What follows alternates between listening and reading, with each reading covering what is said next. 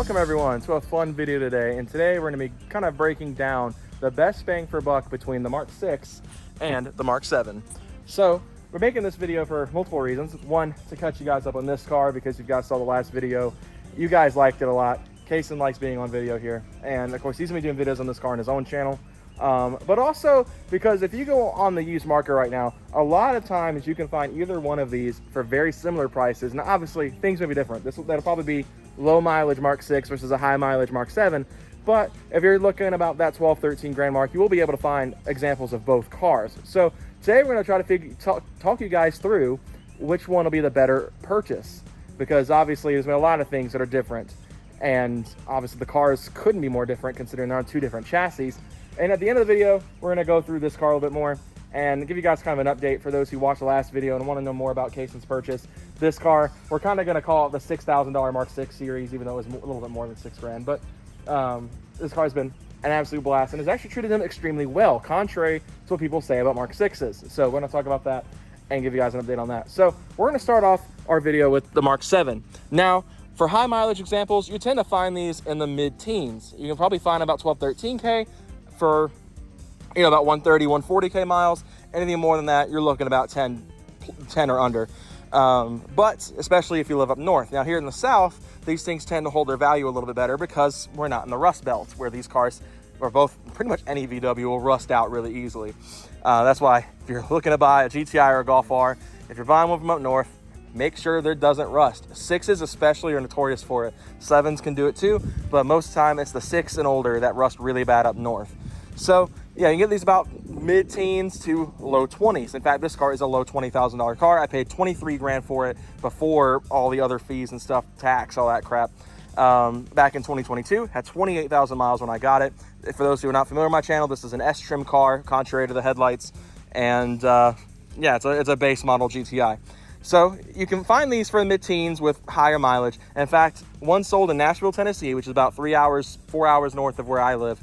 And it sold for $10,500. It was a bag 2015 that had 130,000 miles on it. So you can get these for low money if you search in the right place. But is it going to be the better buy? Now for specs, these cars come with the Gen 3 E888 engine, and it makes about 210 to 220 horsepower depending on what package you get. If you get the performance pack, which typically is signified by the red badge, but I did that myself because I did not like the chrome badge.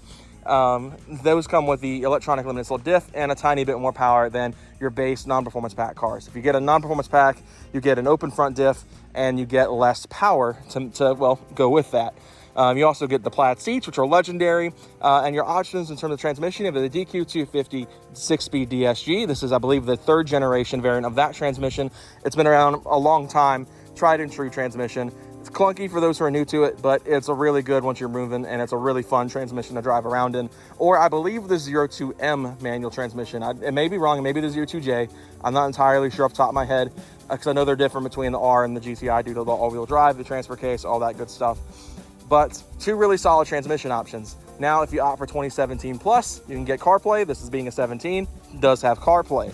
And if obviously the best bang for buck for the GTIs is to get that performance pack, even better if you spend more money, get a 2018 Rapid Edition Plus, like 2019, 2021, all those model years. But if you're looking to spend a little money, you're more than likely to be looking at 2015 and 2016 model cars, as those tend to be the more affordable ones.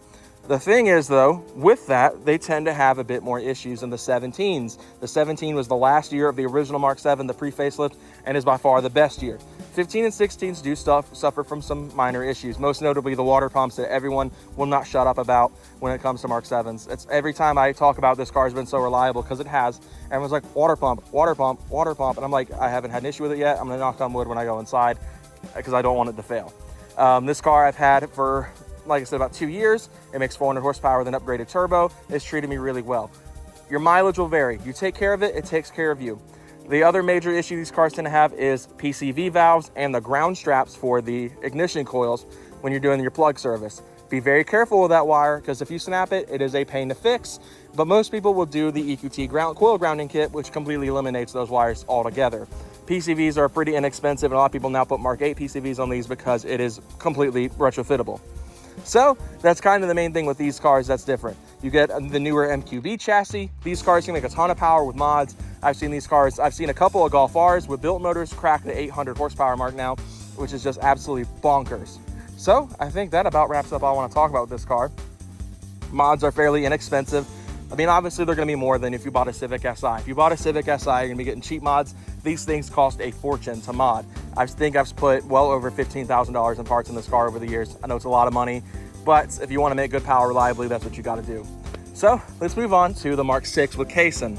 So the Mark 6 was produced in the US from model years, I believe, 2010 to 2013. So much shorter lifespan than the Mark 7 had. The Mark 7 was around for a good bit of time, almost 10 years. Mark 6, not so much. It was a pretty short life, but it came with the EA888 Gen 1. I was confused when we said the last video. I did research after the fact. This is actually the Gen 1 EA888, and it makes about 200 horsepower. This one, I don't know a lot about the trim on this car. Obviously, with it having halogens, not having the buttons on the steering wheel or the screen, makes me think it's the equivalent of the S. And yeah, Kaysen spent bottom dollar on this car. He spent $6 grand, stole it. This car is actually in really good shape. So the Gen 1 isn't as moddable. I will say that right out of the gate. The differences between these and moddability, the 7 has head flow issues, the 6 has fuel system restrictions that make it impossible to go past a certain amount of power. But the most common mods for these are KO4 upgrades, as the GTIs from the Mark 6 generation came with the KO3. The KO4 is the stock turbo on the Mark 6 Golf R, similar to how the IS-20 is for the GTI and the IS-38 is for the Mark 7 Golf R. So yeah, they're pretty moddable as well. You can still crack 400, 500 horsepower out of these, but it's a lot harder to do than just getting the Mark 7. So if you prefer having high horsepower, buy the Mark 7. If you prefer something that looks better, and well, not, I don't, looks is subjective, but sounds better, in my opinion, the Mark 6 is, I'm kidding. But you have anything you want to add? I was gonna say, from what I've seen on the market, so this one's got 125, or had 125,000, it's closer to 127 now. I've driven it for 2 weeks straight. But when I picked this one up, I did see that 125,000 and a little lower will put you at about 10 grand plus for these, from what I saw. Whereas the ones that I saw that were about 130 plus to 150 maybe, were going for about the 60, 65-ish area, which is actually what I ended up buying this for with 125. So I kind of got it for a steal. It's not often you're gonna find them in this like low of mileage, as well as completely unmodified, which is the biggest thing you're gonna be fighting if you go for a higher mileage vehicle, especially for an enthusiast style vehicle. Like for his, you know, either one, the one that he saw for 10 grand was bagged. So you do have to combat, you know, what did the previous owner do or the owners before that do, and make sure that it was all done right, or if it's anything that you don't want to end up changing out in the future. I got lucky finding one that was completely stock. A lot of the ones I do see do have a few upgrades to them, and they are going for that slightly lower than 10 price, but I do gotta say I did get lucky with this one. This is a base model one. It is a GTI, but it's a base model, so Very similar like the GTI S for the Mark 7. Plaid seats like his. I know you can get the option if you get the Sport, or I'm sorry, the Autobahn, stuff like that. yeah, stuff like that. You're gonna get leather interior, and then when you get to the R, obviously you're gonna get the leather interior. You're gonna get all-wheel drive. Now these did have a less, I guess, less comparable DCT or DSG. It was still the DQ250, but it was the older version of so it. it wasn't quite as updated, and it was probably not as capable of handling like power as his is, which is why I actually was happy I got with the manual. It's a lot more. It's probably going to handle a little better when it comes to power. And then the Golf Rs are specifically manuals. You couldn't get them here in the US, at least, as DSG, even though you could find them everywhere in Europe. Yes.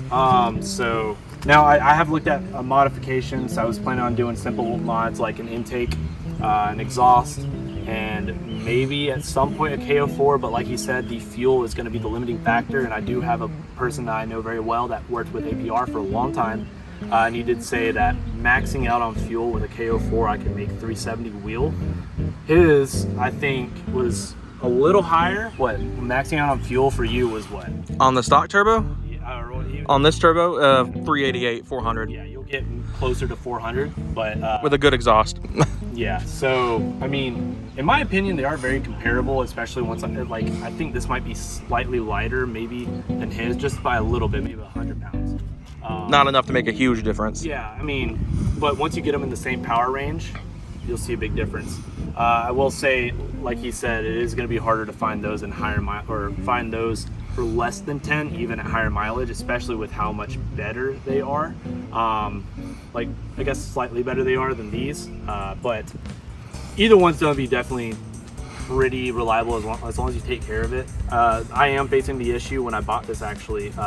We didn't check it before I bought it, but the first thing someone said was timing chains, and we checked the timing degree on the intake valve, and it is at 5.6 degrees, so it's up there. It's dangerously up there. Time it snaps is about 8. So I've actually already booked I'm fixing to book on Monday a appointment to get that done at Eurofed. I'm gonna have the full timing service done, but other than that, the water pump's been replaced.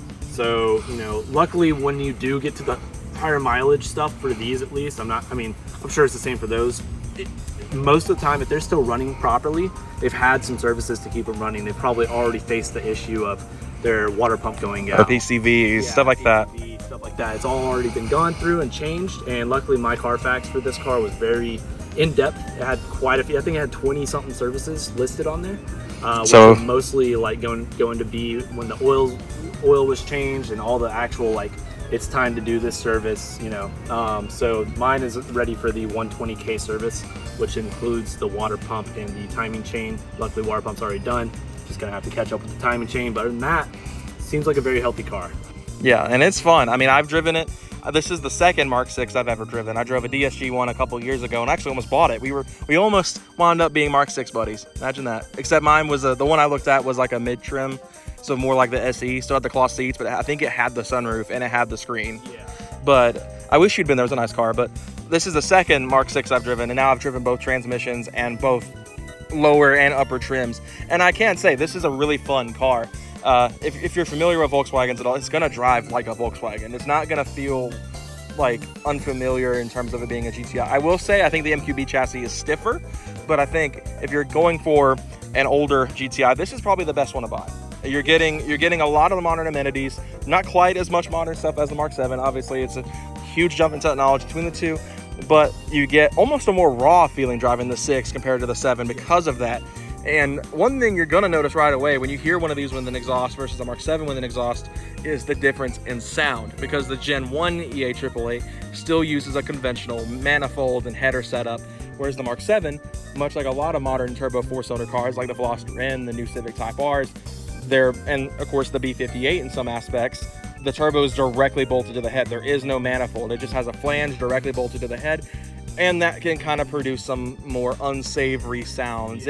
If you already don't like 4-cylinders, it's gonna become a little more pingy, raspy, like, just raspy once you hit the higher RPMs. These I do notice, like we heard one at Wookiees out on the tail of the Dragon, and we heard one of those pass by right after, and you could hear the difference. This is gonna have a deeper, more burbly tone, whereas that's gonna have a more like peaky, raspy tone.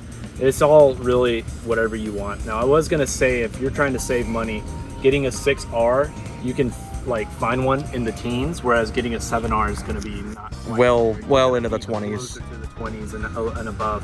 When I was originally looking at cars, I was looking for actually 7 to 7.5.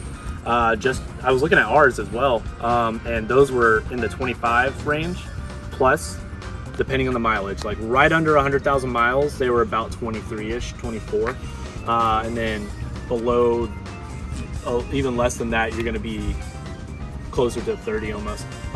Whereas with these, like I said, you can get a 6R.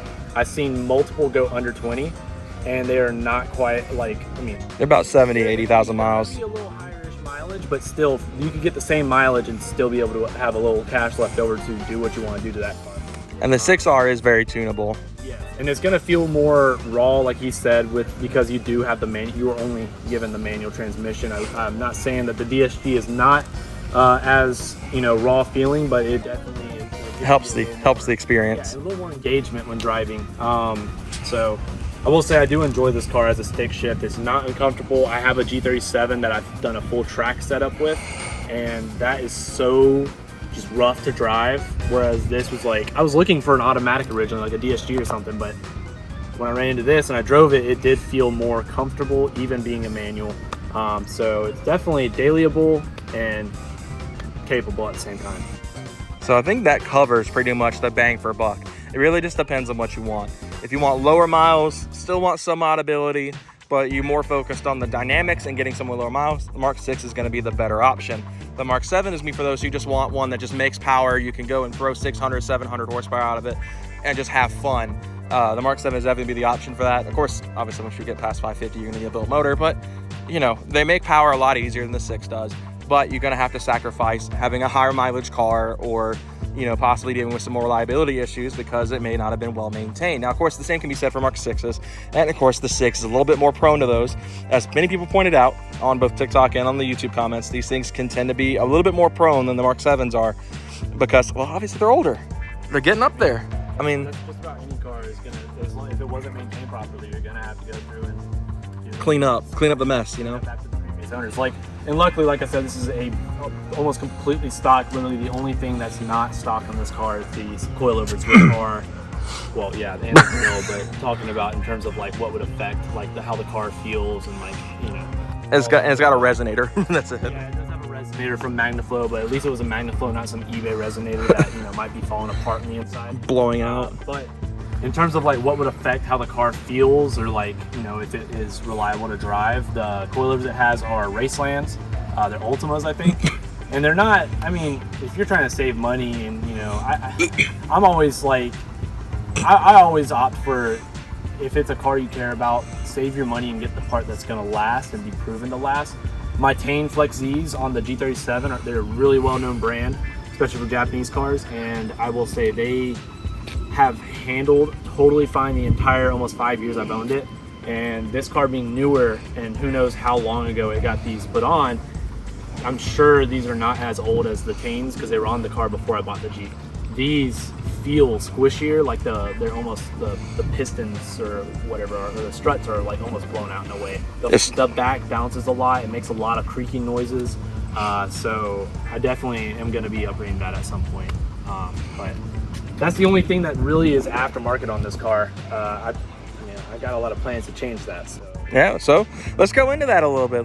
We've kind of covered all the bang for buck stuff. We're going to talk about Kaysen's ownership experience so far with this car, because it's actually been a lot smoother than a lot of you probably thought it would be for spending so little money on this car. So I guess let's go through the stuff you had to fix first. Okay, so first thing first, it needed front tires, and I believe that's from the camber because it is lowered. So I got the cheapest I could get for the stock wheels at Mavis. And once I go for some aftermarket wheels, which I am looking at Oz Racing wheels, I can't remember the name off the top of my head, but I'm looking at some of those. Big money. I will go with some better tires as well, but these needed to be replaced. Just to get, they had wire showing, and I didn't notice that when I bought the car, but that was not a big issue. It was like $200. Next thing, I went to take it to get like diagnosed for a noise it was making up front. We were kind of conflicting between if it was a wheel bearing or if it was a transmission, like a drive shaft or axle shaft, or something like that. We did get it diagnosed and inspected. It did turn out to be the wheel bearing. I got that replaced same day. $200 from Volkswagen and Kennesaw. Got that handled. Nothing wrong with the transmission, nothing like that. It does need some rear brakes. The fronts are pretty new. The rears are looking like they have about 3 to 4% on either side of the rear. I've already got that handled. ECS is sending me some rotors and pads, some typical daily stuff. Yeah, and not to interrupt, but before y'all flame him for buying from ECS, because I know they have a rep, yeah. He works for Z1, and Z1 and ECS are like this. So he's able to take advantage of some of the... Yes. There's a connection I have with them. The only reason why I did it is because I could, you know, at least get it shipped to Z1 versus getting it shipped to your house, maybe faster. Like saves me a little money. Nothing crazy. It was just something. It was an easier option than paying full price for something that we aren't related to. So I went with them. Now, obviously, once I start getting into actual modifications, things are going to change. This thing's going full APR. Yes, except for the exhaust. The exhaust is the only thing that I'm not going to do APR. The reason why is because I found a nice one that I'm not worried about exhaust, especially because they are, you know, all that could be wrong is like welds being bad. All that you said. Yeah. So other than like literally the only thing that's not going to be, I guess, mostly APR in terms of like bolt-ons is going to be the exhaust, and the reason why is because you can't really go wrong with an exhaust as long as it's like not straight pipe, some eBay or straight pipe. You know, if it's a most exhausts that are from like a decent brand are going to be quality enough. The one I'm going with is the ECS tuning exhaust. It's the reason why is because it has the valve option. It's going to require boost tap, and I've never had a valved exhaust where I can choose for it to be loud when I want and quiet when I want. And because I do want to daily this a little more, definitely want to have that option to have it a little bit quieter whenever I'm cruising and whenever I want it to be loud at car meets or take it to a show or anything like that. You know, I can pump it up, let people hear it. And this thing you will be seeing at Wookiees next year. And if you're in the Atlanta area, you'll probably see both of these cars at the Caffeine and Octane Volktoberfest in October this year. Absolutely. Next thing is going to have to be exhaust. Obviously, after I do timing and everything, but after the exhaust is going to be an APR intake. I can't remember exactly the name of it. It's the only one they sell that's carbon. It's got the carbon box for the filter that guides air from the grill here into the filter. So it's going to have a carbon box, carbon piping. And it's got the EFI.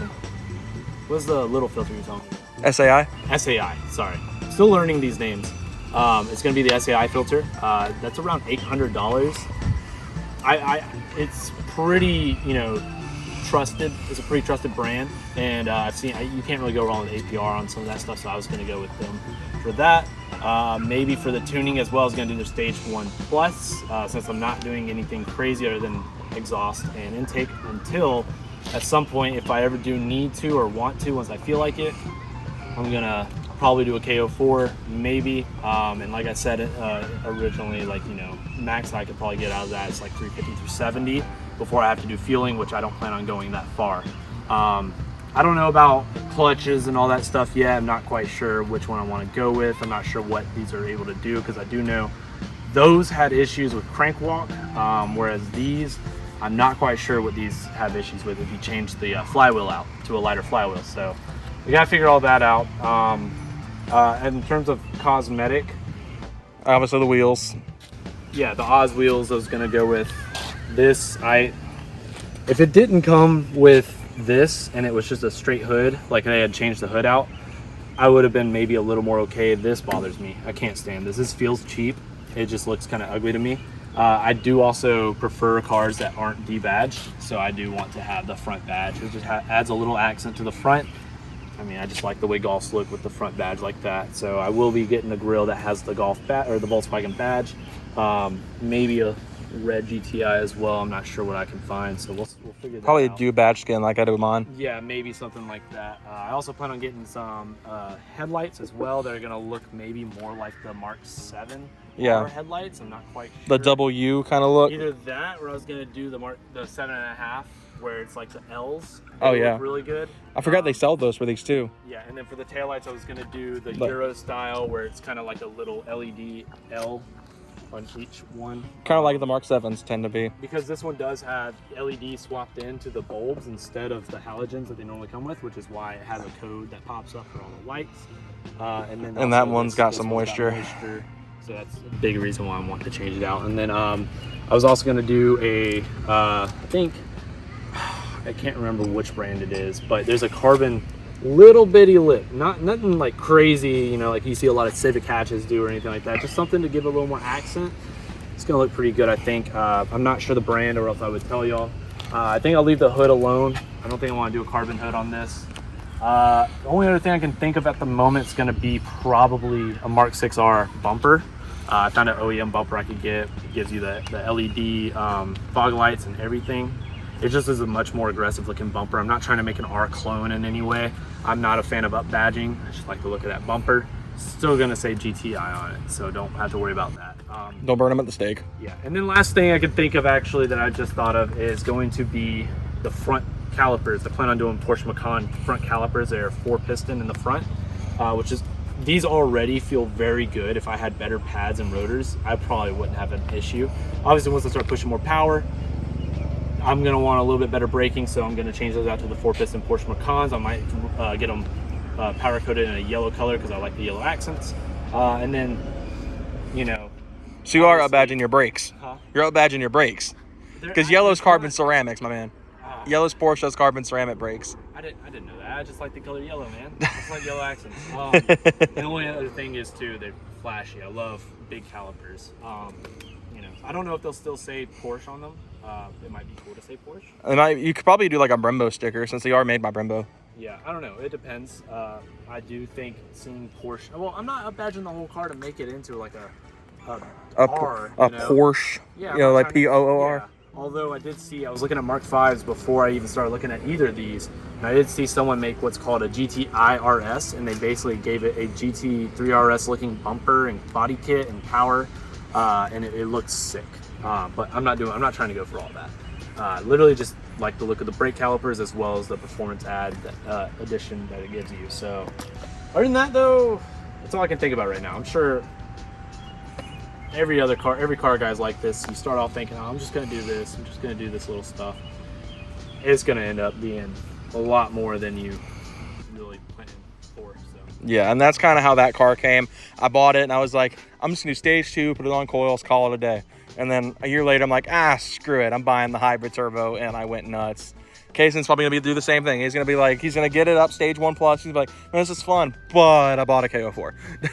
And we'll get to do another turbo install. It'll probably be way harder than the Mark 7 because of the manifold. I will say I have seen like the videos of them when they're built and stuff, and just hearing them and stuff, I'm like, man, what if I do want to build it at some point, do a bigger turbo? Really trying to resist those. Resist it, yeah. So. But I think that about wraps everything up, unless you got something else you want to add. Go follow his YouTube channel. I think I'm gonna try to remember. I think I have a video recently where I can just import the outro from, and it has yours in it. I think it was the last video actually. And then obviously he has a new Instagram now for this car, lucid_Mark6 or MK6, whatever you want to say. Please don't ever say MK6. It makes me want to die. Yes, correct. But yeah, you're gonna see a lot of this car on this channel. Obviously, you're gonna see probably more of it on his channel because he's probably gonna do a full build series on this car, much like you did with the G.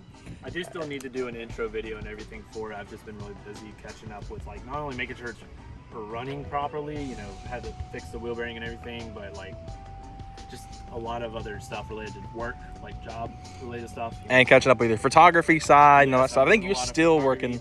I'm like pretty backed up, so I'm trying to make time. I'm thinking next weekend is when I'm going to try and do that intro video for it and go over all that stuff on my channel. So if you want, check that out, and then I'll be doing build-up updates and everything as I get along. And then, like I said, if you're in the Atlanta area, come October, you'll probably be able to see both of these cars, probably side by side at Volkstoberfest. Probably alongside some other really cool Mark 5, 6, 7, 8 builds and stuff like that. Obviously Mark 4s as well. We know some people with some really clean Mark 4Rs that go every year. So we'll probably have a nice big group to hang out with at Volkstoberfest this year. But anyway, hope you all enjoyed this video. If you did, be sure to give a like and subscribe for more content coming soon. And we will see you guys later. Take care.